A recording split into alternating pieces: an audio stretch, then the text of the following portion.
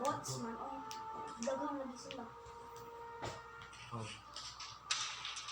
Doing the 360 defense requires you keep your body in motion at all times, using your arms to defend different angles of attack. The key is keeping your arms at an oblique angle, with your hands open and straight, so that you don't take any blows straight on. Each is deflected down the angle of your forearm, which reduces its impact.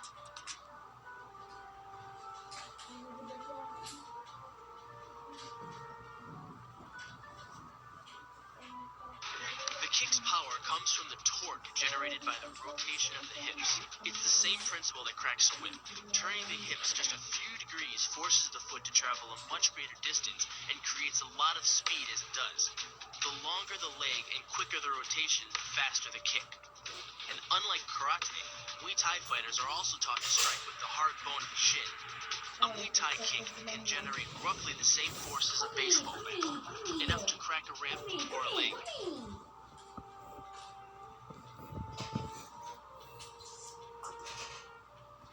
The hyperextension of the elbow, created by pulling back on the locked arm, virtually ensures that he will be taken down.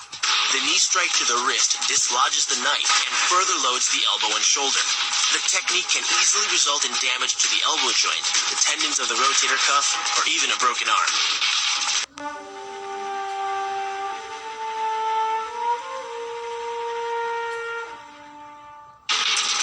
First, the opponent's arm works as a lever to optimize your control. Second, your own back serves as a pivot point for the throw. The strength and stability of your back allows you to throw a much heavier opponent than in a move that requires you to lift him.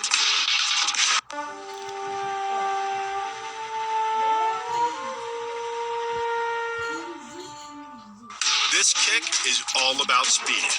The further the foot travels, the greater its acceleration, and the more dangerous a weapon it becomes. Powered by the muscles of the hip flexor and the quadriceps, by the time your foot reaches your opponent's throat, it's traveling nearly 40 miles per hour. That type of speed yields over 1,000 pounds of force, enough to puncture the Adam's apple and crush your windpipe.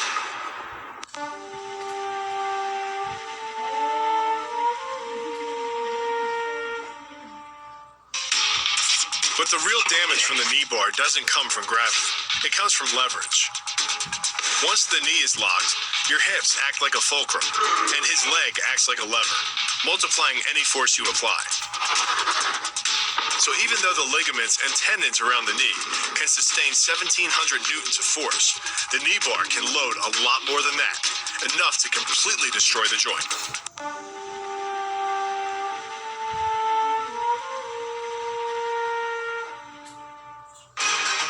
The key to the reap is to get your opponent's center of mass outside his stability zone. To do that, the Marine pushes his opponent at a location above the center of mass, while using his sweeping leg to create a tripping point, which is below his opponent's center of mass. Once the loss of stability has occurred, gravity does the work, and the damage. On the ground and on his back, your opponent is now vulnerable to any number of finishing strikes.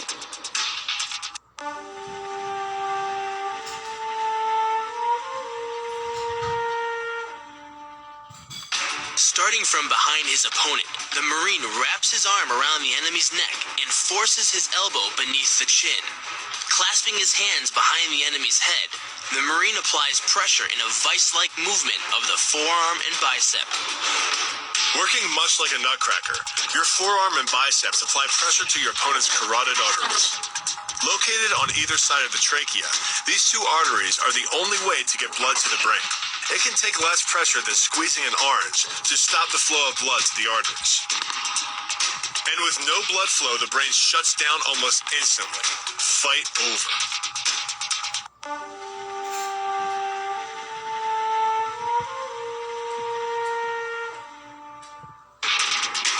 It's aimed at the largest gland in the human body, the liver. A direct hit won't just bring an opponent down. It can rupture the gland, causing severe internal bleeding. But the liver is well protected by the rib cage, so the kick must be accurate to within half an inch.